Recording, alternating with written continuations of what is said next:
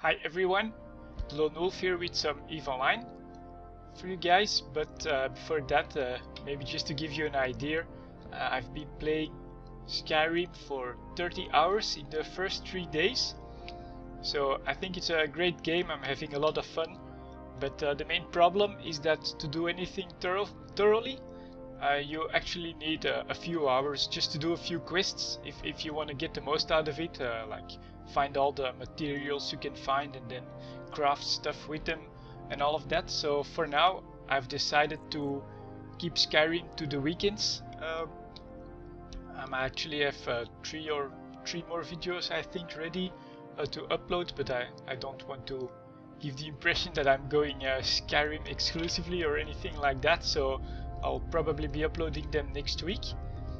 In this video for EVE Online I wanted to cover our current boss situation, so let me just warp over there.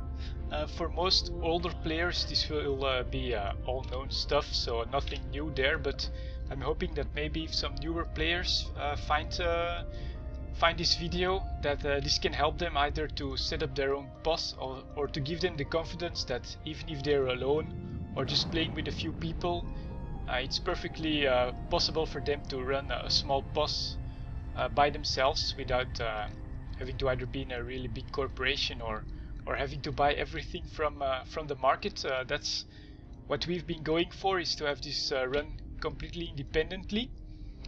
So here it is. A small Gallente control tower with 2 laboratories where we are researching some blueprints. Nothing expensive, mind you. I think the most expensive blueprint in there will be a Vexor BPO. Most of it is just ammunitions and Tech 1 modules in case we want to produce 10 rifters at a time and have them completely fitted out. We don't have to go to the market for it. The most important part here is actually that we're in a HiSec system with an ice belt, so we can actually mine it ourselves without having to go a lot of jumps and getting the ice or the boss fuels here. We can transport 12 pieces of ice in 1 Machino, and to fuel this setup for 1 day takes 14 pieces of ice, so in between the two of us, in my opinion, that's not too much mining. But of course the rest of the boss fuels are from planetary interaction. Now my brother makes the mechanical parts and the enriched uranium, which are 2 planets for him, and I have set up my planets for the rest of the boss fuels, so I'll just go over that quickly. Actually what I'm going to do is I'm going to make a round now. I'd say I have to do this maybe once every 2 weeks or so. Go around and get all the stuff out. So this first planet is making mechanical parts exclusively, so that's just 2 extractors, 4 P1 production facilities, and then 2 facilities to make mechanical parts. Pretty easy setup. You can easily manage depending on the availability of resources. I do the planetary interaction once every day, every 24 hours. So let me just get these boss fuels out of here. I'm taking the reactive metals as well. I'll show you in a moment why.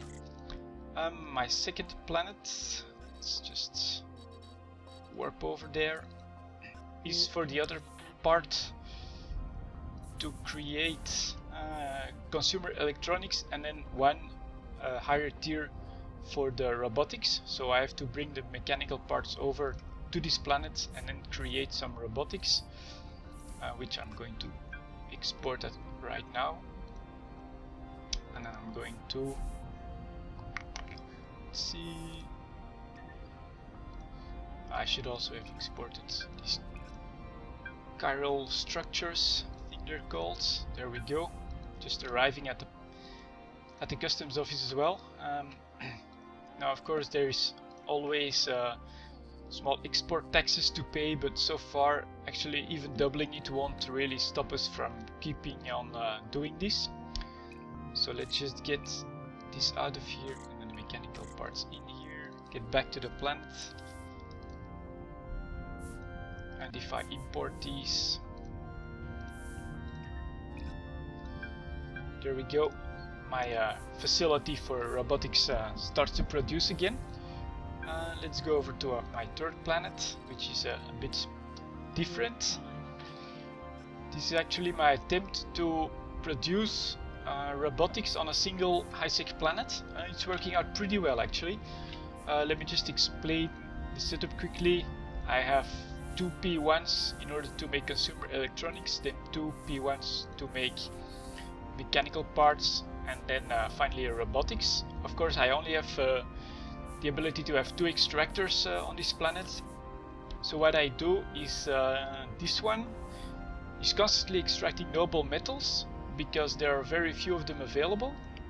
I think if I go to scan mode and have the noble metals, so as you can see, this is not very plentiful here, but all the other ones, heavy metals, base metals and non-CS crystals, are pretty well available. So I can just have this extractor change the resource it extracts every 1 or 2 days, and that way on a single planet I can make these robotics. It's not very fast, but it's very workable so far. So, oh, I forgot to take the stuff out here. Let me just quickly do that.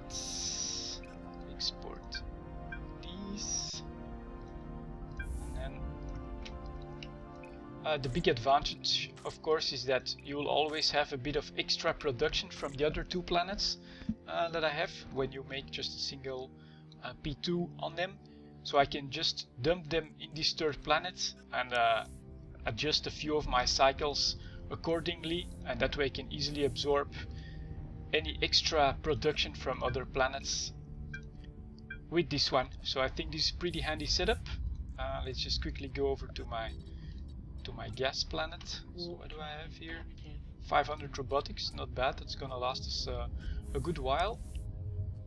On this one I am producing some oxygen and then electrolytes, which are also an extra one for my 5th planet. So just 1 planet for oxygen is more than enough. This is really more than what we actually need, but I'm using the extra availability to create some extra electrolytes. So let me just get that out actually. Add, export. There we go, I'm just arriving. It's going well. And finally let's head over to my final planet, which is producing coolants, which is the final post fuel that we're missing. So I'll just export that one already. And the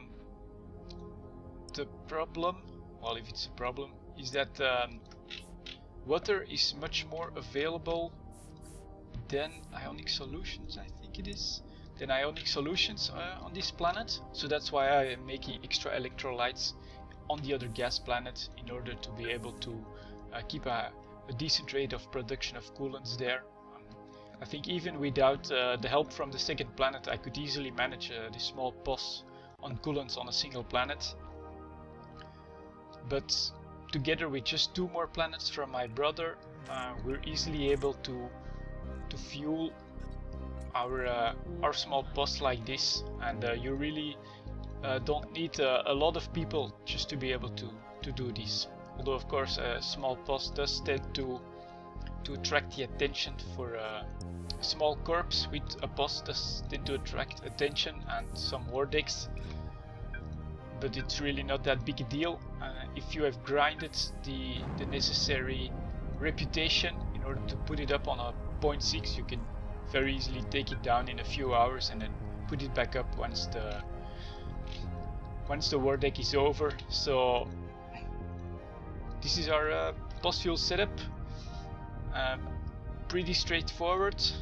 We can easily manage this without having to buy anything from the market, and it's pretty handy to have a corp hangar here. You know, you can easily exchange stuff or make stuff available for the rest of the corp, and then we have 2 small mobile laboratories that are doing especially material research on some BPOs to help lower the cost of producing some stuff. It's very handy, and it's very fulfilling to be able to have a small post like this with just 2 people. This is your own little part of space, you know, for your corpse, and I feel that it's a nice achievement and very doable. So if you're a new player, don't get discouraged. This is pretty easy to get to. So that's it for this week, for now I should say, not this week, and I'll see you guys next time.